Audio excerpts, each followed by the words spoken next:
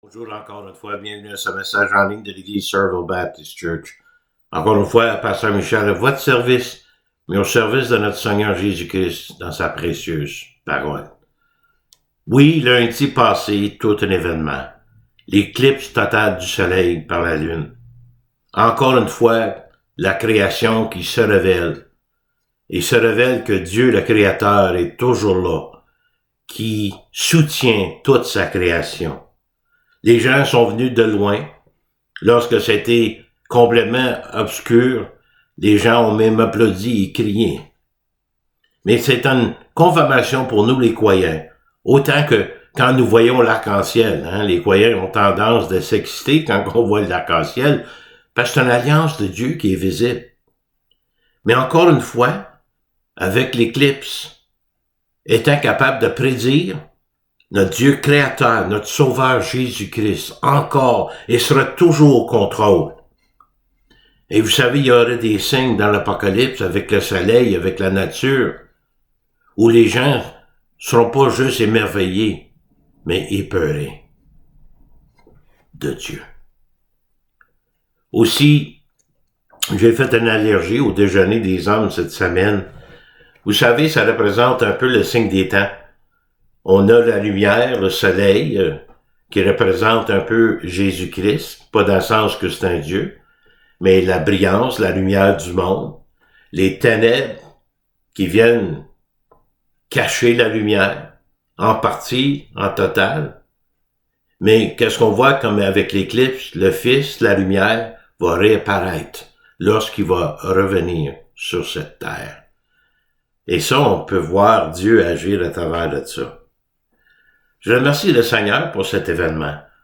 Et j'espère qu'il y a des gens qui se sont posé la question, qui a fait ça? Qui a fait ça? Voulez-vous me joindre dans la prière, s'il vous plaît, avant de commencer? Mais Seigneur Jésus, encore une fois, tu t'es manifesté à travers ta création. Mais combien de gens ont pensé à toi? Seigneur, on te remercie que tu te manifestes, que tu es au contrôle de tout ça. Tu es au contrôle de tout ce qui se passe sur cette planète. Que tu te soucies pour l'homme. Que tu avertis, que tu l'attires vers toi. Seigneur, ma prière, c'est que, d'abord, je te remercie pour ceux qui sont à l'écoute, je te remercie pour ta parole. Et je te demande, Seigneur, par ta grâce, par la puissance de ton Saint-Esprit, guide-nous, instruis-nous dans ta sagesse qui est ta parole. Bénis chacun qui est à l'écoute. Nous te prions, nous te remercions d'avance au nom précieux de Jésus. Amen. Juste une petite citation avant de commencer. Vous êtes justifiés en Christ seul, pas toujours en tant que croyant. Vous n'êtes pas moins sauvés lors d'une mauvaise journée, et vous n'êtes pas plus sauvés lors d'une bonne.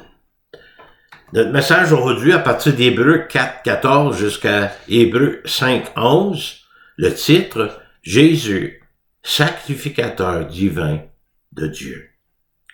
La semaine passée, nous avons vu comment le repos de Dieu est offert à travers de son Fils Jésus-Christ. Pas juste un repos physique, mais un repos pour l'âme, qui est reçu par la foi dans les promesses de Dieu, libérant des croyants, qui maintenant, en Christ, n'ont plus besoin de faire des œuvres dans le but d'obtenir leur propre justice par leurs propres œuvres. Le repos pour éliminer les fardeaux religieux que nous voyons à travers des religions basées sur l'homme et non sur Dieu. Le repos de Dieu pour les croyants, afin qu'ils puissent librement servir et vivre pour Dieu, sans crainte, en gratitude de ce que Jésus a accompli pour eux. Le salut total reçu en Jésus-Christ. C'est un repos assuré à travers les épreuves et les soucis de cette vie, conduisant à un repos éternel et un repos céleste. Pour ceux qui ont reçu ce repos maintenant, vous pouvez le recevoir. Cela est confirmé par notre obéissance à sa parole. La parole de Dieu révèle le progrès de ceux qui sont en Christ, et la parole révèle aussi la dépravation de l'homme sans Christ. Et juge, les hommes seront jugés par la parole de Dieu. Mais Dieu, à travers de son omniscience, son discernement parfait, connaît véritablement les intentions et toutes les pensées de tous les cœurs. Rien ne peut lui être caché ou inconnu. Ici, dans les 3 derniers versets du chapitre 4, l'auteur des Hébreux parle du sacerdoce de Jésus. Une partie très importante inclue dans le salut. Pour tous ceux qui ont reçu le repos spirituel de Dieu à travers le Christ, ceci s'adresse à vous. D'abord, dans les versets 14 à 16, pour finir, chapitre 4 Hébreux, Jésus-Christ, sacrificateur divin de Dieu, notre souverain sacrificateur. L'auteur nous expose à l'authenticité du Christ en tant que dernier et ultime sacrificateur de Dieu. Hébreux 4.14. Ainsi, par la foi, puisque nous avons un grand souverain sacrificateur qui a traversé les cieux, Jésus, le Fils de Dieu, demeurons fermes dans la foi que nous professons. Si vous avez Christ comme sauveur et Seigneur personnel, il est votre souverain sacrificateur. Il est venu pour faire ça, pour devenir cela. Ayant prouvé sa fidélité, nous ayant montré de la compassion à travers de son sacrifice personnel. Lui a traversé les cieux. Il a traversé les 3 zones célestes, le ciel atmosphérique, l'univers stellaire, ensuite la demeure de Dieu. Il est venu de Dieu vers nous pour ensuite retourner à Dieu, pour notre bénéfice, et aujourd'hui il continue à intercéder pour nous. Il y a une note intéressante dans la Bible d'études de John MacArthur, lorsque le sacrificateur faisait l'expiation des péchés du peuple, sous l'ancienne alliance des sacrifices d'animaux pour le péché, ou des offrandes pour la reconnaissance, action de grâce, il traversait les 3 parties du temple, le parvis extérieur, à travers le lieu saint, pour ensuite rentrer dans la présence de Dieu, dans le lieu très saint. Le temple physique, terrestre, est une copie limitée de la réalité du temple céleste en Christ. L'espérance du peuple à l'époque était terrestre et limitée. Aujourd'hui, l'espérance du peuple de Dieu à travers le Christ est céleste et illimitée.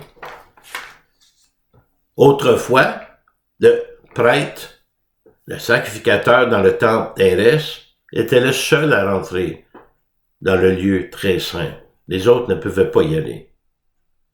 Pour toutes ces raisons, tenons ferme notre confession. Cela devrait être le réflexe naturel pour ceux qui appartiennent à Christ. Il y a d'autres raisons qui nous montrent le caractère unique du Christ en tant que souverain sacrificateur, verset 15. Car nous n'avons pas un souverain sacrificateur qui ne puisse compatir à nos faiblesses. Au contraire, il a été tenté comme nous en toutes choses sans commettre de péché. Le clé, il a été sans péché, parfait. Tenté comme nous en toutes choses. Il a vécu des émotions, il a vécu la faim, la fatigue. Il a été tenté, mais sans avoir péché. Il a été confronté à la tentation, mais il n'a jamais été vaincu par la tentation. L'exemple du diable qui a essayé de le tenter. Il était incapable de pécher, montrant qu'il était parfait, divin et sans péché d'abord. Une autre raison majeure pour laquelle nous pouvons pleinement faire confiance à son expiation pour nos péchés, parfait et tout suffisant. Vous savez, anciennement, les Grecs du temps, l'attribut principal de Dieu était l'apathie. L'incapacité essentielle de ressentir quoi que ce soit pour les hommes, l'indifférence envers les hommes. Il ne s'intéressait pas du tout aux hommes. Ça, c'était l'idée dont on faisait de la promotion dans le temps. Dieu, il n'y a pas de temps, il s'en occupe pas de nous, il n'y a pas de temps, il n'est pas intéressé. Désigner Dieu comme un Dieu insouciant face à l'humanité, un Dieu qui n'est même pas préoccupé du tout par son état ou son avenir, ou sa présente situation. La tactique de Satan, qui veut que nous considérions Jésus comme inaccessible, Peut-être en nous encourageant à nous tourner vers n'importe quoi et n'importe qui d'autre à la place de Jésus. Des fois, ça peut être des personnes, des fois, ça peut être des œuvres. Non, mais notre souverain sacrificateur peut compatir avec nos faiblesses et il a ressenti ce que nous avons à traverser.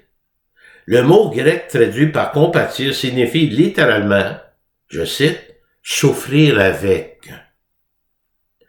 Jésus a enduré triomphalement toutes les formes d'épreuves que l'homme pouvait avoir, sans aucun affaiblissement de sa foi en Dieu, ni aucun relâchement de son obéissance à son égard.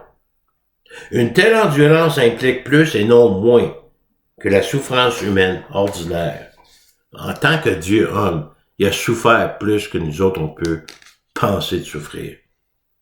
Jésus est venu pour nous révéler Dieu le Père.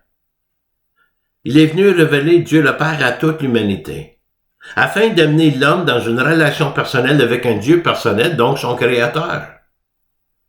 Le Dieu de la Bible n'est pas une divinité abstraite retirée de sa création. Il est un Dieu personnel qui se préoccupe de sa création, ses créatures. Il sympathise avec les hommes qu'il a créés, connaissant leurs faiblesses, leur nature humaine. Connaissant ces choses sur le Christ, nous pouvons être assurés qu'il est pour nous. Verset 16. Approchons-nous donc avec assurance du trône de la grâce afin d'obtenir miséricorde et de trouver grâce pour être secourus dans nos besoins.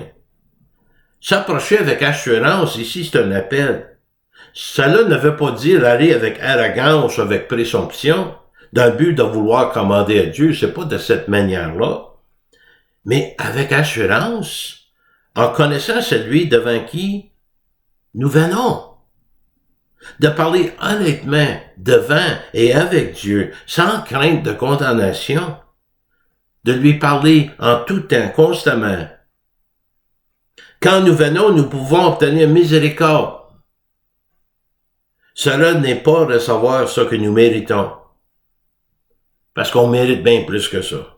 On mérite la condamnation. Parce que nous sommes pécheurs. Mais nous pouvons obtenir miséricorde. Et trouver la grâce, c'est d'obtenir ce que nous méritons pas. Mais on obtient la grâce à cause du sacrifice de Christ. Notre dossier est blanc. Blanchi par le sang de Christ. Et on peut y aller à tout moment, même s'il n'y a pas de besoin spécifique. Se présenter devant le trône de grâce de Dieu, c'est de se présenter dans le temple céleste. Le trône de grâce où nous pouvons aller librement vers Dieu à travers le Christ. Et cela est comparé au lieu saint où seul le souverain sacrificateur humain pouvait y aller. Ici, une fois de plus, nous sommes invités à venir à Jésus par la foi et l'obéissance et selon la grâce de Dieu comme notre souverain sacrificateur au niveau personnel. Notre souverain sacrificateur. Il a souffert pour nous, pour ensuite nous offrir un salut éternel. Notre fidélité est le réponse ou le réflexe naturel de tout ce que Christ a fait pour nous. Mais comment pouvons-nous tenir ferme dans notre foi? J'ai au moins 5 choses que j'aimerais vous partager. Nous tenons ferme dans notre foi, à notre profession, notre confession, à travers de notre grand souverain sacrificateur d'abord, Jésus-Christ. Il donne la raison de tenir bon. Il nous donne le pouvoir de tenir bon, ça vient de lui. Et il nous donne même le désir de tenir bon. Deuxièmement, il intercède continuellement pour nous devant le Père, dans les cieux. 3. Son expiation pour nos péchés a été acceptée et approuvée par Dieu le Père pour notre plus grand bénéfice. Il a rétabli la relation de nous avec notre Créateur, avec notre Dieu. 4. il sympathise avec nous, connaissant nos faiblesses, connaissant notre nature humaine. 5. Il a été tenté sans céder, parce qu'il est divin, parfait, sans péché. Il a pris tous nos péchés sur lui, recevant la colère de Dieu, ce que nous aurons dû recevoir. Donc Jésus-Christ, sacrificateur divin de Dieu, notre souverain sacrificateur. On nous dit comment Jésus, le divin souverain sacrificateur de Dieu, son propre Fils, est le souverain sacrificateur divin et ultime choisi par Dieu lui-même. Jésus était notre propre souverain sacrificateur, acquis par la grâce, ainsi que le salut. Maintenant, nous arrivons au chapitre 5, versets 1 à 4. Aaron, le frère de Moïse, premier sacrificateur humain, selon le sacerdoce lévitique, la loi mosaïque. Quelques informations importantes. Dans le judaïsme, le sacrificateur, ou on peut appeler aussi le grand prêtre, était le chef du sacerdoce d'Israël. Il s'occupait des choses spirituelles. Une partie de la loi donnée à Moïse au Sinaï accordait à Aaron le sacerdoce pour lui et ses descendants mâles. Et il devient le premier sacrificateur des Israélites. Les versets qui suivent nous donnent une idée des détails concernant le sacrificateur et ses responsabilités, certains critères attendus des sacrificateurs. D'abord, verset 1, chapitre 5. En effet, on parle côté humain, tout souverain sacrificateur pris du milieu des hommes est établi pour les hommes dans le service de Dieu, afin de présenter des offrandes et des sacrifices pour le péché. Le sacrificateur, choisi et désigné pour servir Dieu d'abord, servait dans le temple auprès de le peuple de Dieu. Aaron, le premier grand prêtre humain, ayant des limitations humaines, a été choisi par Dieu. Choisi pour présenter des offrandes en action de grâce, mais surtout des sacrifices pour les péchés. Le sacerdoce, le sacrificateur, grand prêtre, si vous voulez, était aussi médiateur entre Dieu et le peuple. Lui seul pouvait entrer dans le lieu très saint, dans la présence de Dieu, pour offrir les holocaustes, dans le but de couvrir le péché, et aussi, comme j'ai dit, des offrandes de reconnaissance et de gratitude. Mais c'était pour couvrir le péché temporairement, c'était pas vraiment suffisant. Allait venir quelque chose de meilleur pour couvrir totalement le péché. Hébreux, verset 5, chapitre 5, verset 2. Il peut être indulgent pour les ignorants et les égarés, puisque la faiblesse est aussi son partage. Le souverain sacrificateur, Aaron ici, n'était pas juste là pour débiter les animaux, pour couper la viande. Il devait faire preuve de compassion, prêt à administrer les sacrifices expiatoires pour tout le peuple, même les ignorants, les égarés. Pourquoi? Parce que lui-même connaissait sa faiblesse comme pécheur. Il fallait qu'il offre des sacrifices aussi pour ses propres péchés. Juste pour revenir comment il fallait qu'il soit compatissant envers le peuple de Dieu. D'ailleurs, le pectoral, un ornement porté sur la poitrine, du sacrificateur était composé de 12 pierres gravées, ayant des noms des tribus d'Israël, et sur les bretelles étaient des pierres gravées des noms des tribus, toujours le cœur et sur les épaules du haut prêtre ou du sacrificateur. Ça, c'est vu dans Exode 28, 4 à 30. Donc, il y avait toujours la pensée du peuple, parce qu'il représentait, il servait le peuple de Dieu, le peuple entier de Dieu. Donc, il y avait toujours un rappel sur lui, ici aussi. Et à cause de cette faiblesse, parce qu'il était humain, pécheur, il doit offrir des sacrifices pour ses propres péchés, comme pour ceux du peuple.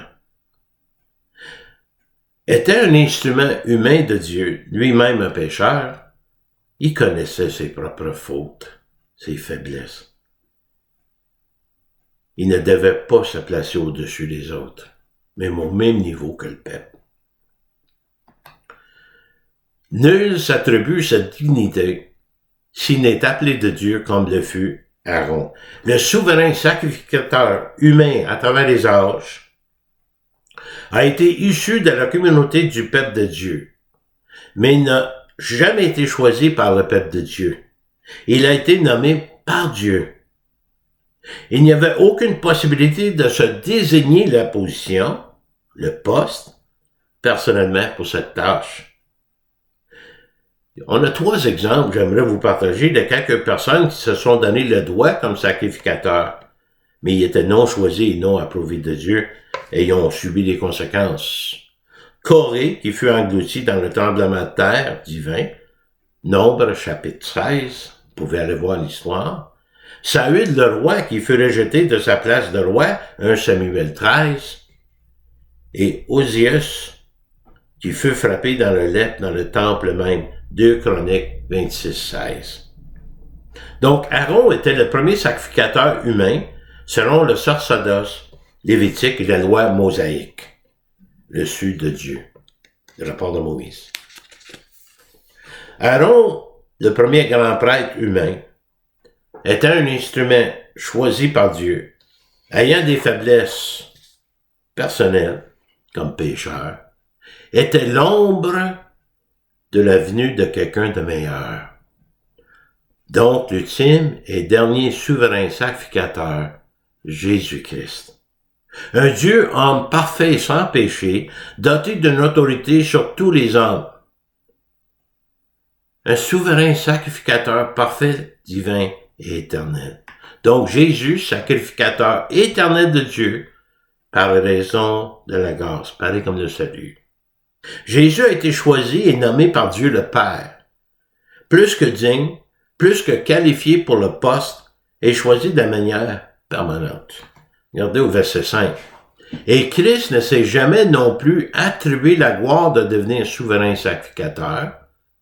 Il s'est pas fait souverain sacrificateur de lui-même, c'est Dieu qui l'a fait, mais il obtient de celui qui lui a dit, « Tu es mon fils, j'ai été engendré aujourd'hui. » C'est Dieu qui a donné à être le souverain sacrificateur.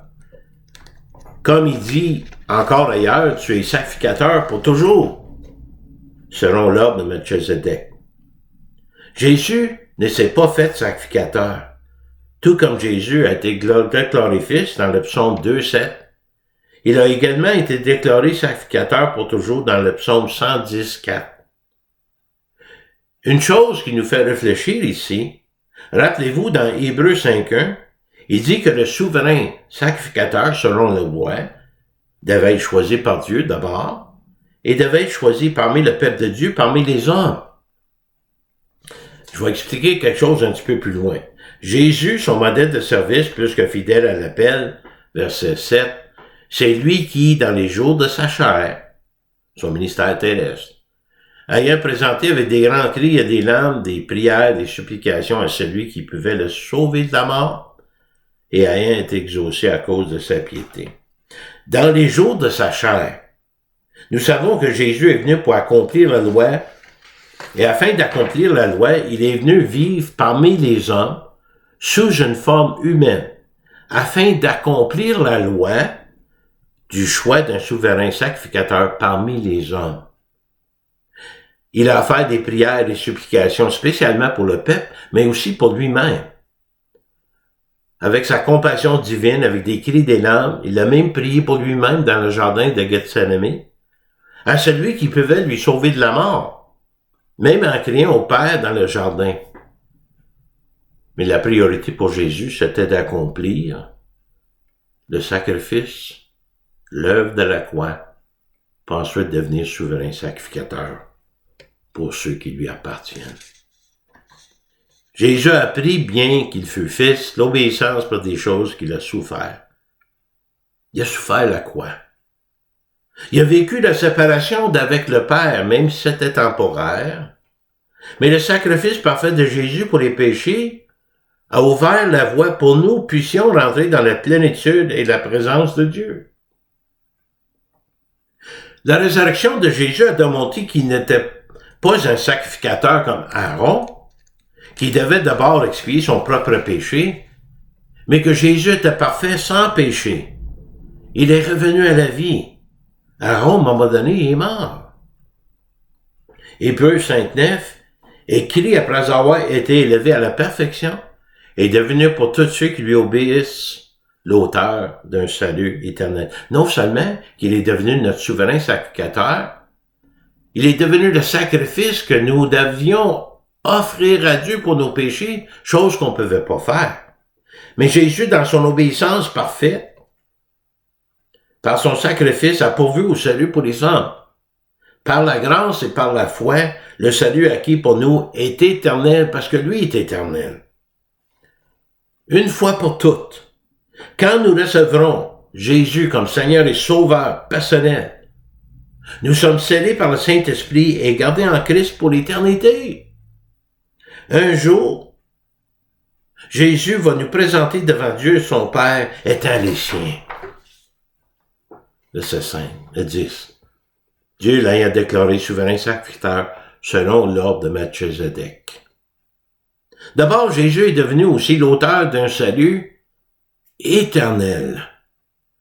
Parce qu'il est un souverain sacrificateur éternel, choisi et placé par Dieu. Et selon l'ordre de Melchizedek, le sacerdoce de Jésus, comme celui de Melchizedek, qui avait un règne sans fin. Je vais vous expliquer. Mais plus tard, dans Hébreux, chapitre 7, l'auteur va développer complètement le thème de Jésus en tant que souverain sacrificateur selon l'ordre de Melchizedek. J'aimerais juste vous présenter le verset 11. On va continuer avec 11 la semaine prochaine. Nous avons beaucoup à dire là-dessus et des choses difficiles à expliquer parce que vous êtes devenus là à comprendre. La semaine prochaine, on va voir la maturité avec laquelle nous recevons toutes ces vérités. Donc, nous revenons en ce qui concerne Melchizedek, Genèse 14, 18 à 20. Abraham y arrive d'une victoire, d'une guerre, et il arrive devant Melchizedek. Melchizedek, roi de Salem, fit apporter du pain et du vin. Il était sacrificateur du Dieu très haut. Ici, on n'a pas de temple, mais il est le prêtre de Dieu. Il bénit Abraham, et dit, béni soit Abraham par le Dieu très haut, maître du ciel et de la terre, donc Dieu. Béni soit le Dieu très haut, qui a livré tes ennemis entre tes mains, et Abraham lui donnait la dîme de tout. Il y avait ici Melchizedek, un roi de Salem, qui était prêtre de Dieu, dans le temps d'Abraham, qui sert comme un type de Jésus. C'est un préombrage de Jésus, et même Jésus lui-même. Et Melchizedek, en tant que prêtre de Dieu, il n'y avait pas de biographie ni de généalogie le concernant. On verra ça plus en détail avec le chapitre 7. Je veux juste vous mettre l'eau à la bouche. C'est intéressant quand nous regardons ce que nous avons vu aujourd'hui, que Jésus n'était pas de la lignée d'Aaron, de descendant d'Aaron. Jésus n'a ni revendiqué ni exercé de ministère spécial dans le temple. Sa miséricorde et sa compassion l'amenaient souvent à rencontrer des gens un à un, individuellement, et parfois des milliers à la fois. Il pouvait répondre à leurs besoins spirituels au niveau personnel, même dans un foule, peu importe où ils se trouvaient. Il y a certaines similitudes entre Jésus et Aaron. Comme Aaron, Jésus a été choisi par Dieu parmi les hommes. Jésus avait de la compassion, il a prié, il a souffert, etc. Mais Christ, en tant que souverain sacrificateur par la grâce de Dieu, comme auteur du salut éternel, comparé au souverain sacrificateur humain, lévitique, ceux qui avaient été choisis à travers la loi mosaïque, choisis de Dieu aussi. J'aimerais juste vous nommer quelques points. D'abord, les sacrificateurs humains venaient de la tribu de Lévi. Jésus était de la tribu de Juda. Les sacrificateurs humains étaient nombreux à travers les âges. Jésus était le seul et unique éternel. Les sacrificateurs humains ont offert les sacrifices d'animaux, une couverture temporaire pour le péché. Mais Jésus s'est offert lui-même une expiation parfaite et éternelle pour le péché. Les sacrificateurs humains étaient temporaires, Jésus est éternel. Et les sacrificateurs humains sont finalement morts, mais Jésus vit. Jésus, sacrificateur éternel de Dieu, par raison de la grâce. Quand Jésus est tout, vous n'avez pas besoin de l'être. Quelques versets que j'ai choisis d'abord dans le psaume 130. Seigneur, si tu gardais le souvenir des iniquités, si tu comptais nos péchés éternels, Seigneur, qui pourrait vivre, qui pourrait subsister? Mais le pardon se trouve auprès de toi afin qu'on te craigne. 2, 22, 23, 1 Pierre. Lui, Jésus, qui n'a point commis de péché, et dans la bouche duquel il s'est point trouvé de fraude, lui qui, injurié, ne rendait point d'injure, maltraité ne faisait point de menace, mais s'en remettait à celui qui le juge justement, à Dieu le Père. Lui, Jésus, lui qui a porté lui-même les péchés, nos péchés sur son corps sur le poids, afin que nous vivions pour la justice, lui par qui les meurtrissures duquel vous avez été guéris, et verset 25 pour terminer, car vous étiez comme des brebis errantes. Mais là, maintenant, vous êtes retournés vers le pasteur et le gardien de vos âmes, votre souverain sacrificateur en Christ. Voulez-vous me joindre dans la prière, s'il vous plaît? Seigneur Jésus, encore une fois, on veut te remercier pour tous tes bienfaits. Toutes les richesses que nous avons en Jésus-Christ, ton Fils. Ce que tu nous as offert à travers de lui, ce que tu nous as donné. Les choses éternelles comme le salut. Jésus-Christ comme souverain sacrificateur éternel. On te remercie, Seigneur. S'il y a quelqu'un qui est à l'écoute, qui ne te connaît pas comme Sauveur et Seigneur personnel de leur vie, par la puissance de ton Saint-Esprit, puisses-tu les convaincre de leurs besoins. En attendant, nous te remercions pour ta révélation du Père à travers la parole qui est si précieuse. Sois béni, élevons le nom de Jésus, et nous prions, nous demandons ces choses et nous louons au nom de Jésus-Christ. Amen. Vous pouvez me rejoindre ici à l'église Somerville Baptist Church, 819-889-2819. Aussi, j'aimerais vous mentionner que les dimanches matins, nous avons un culte en français à 9h, suivi d'un culte en anglais à 11h, et à 10h, nous avons un groupe de discussion pour les francophones. Parfois, nous faisons des cultes bilingues pour occasions spéciales, et chaque premier dimanche du mois, nous prenons le repas du Seigneur ensemble avec francophones et anglophones. Et je vais vous dire, c'est trop bénissant. Donc, j'aimerais vous inviter personnellement ici à l'église, venez nous voir. Et c'est toujours bon d'être en présence du peuple de Dieu aussi. Si vous avez des questions, commentaires, critiques, réponses, contactez-moi à mon courriel mihoule@netrevolution.com. Ça ferait plaisir de jaser avec vous, prier avec vous. En attendant, je vous remercie de votre fidélité d'écoute. Que Dieu vous bénisse, qu'il vous garde. Mes amis, à la prochaine fois.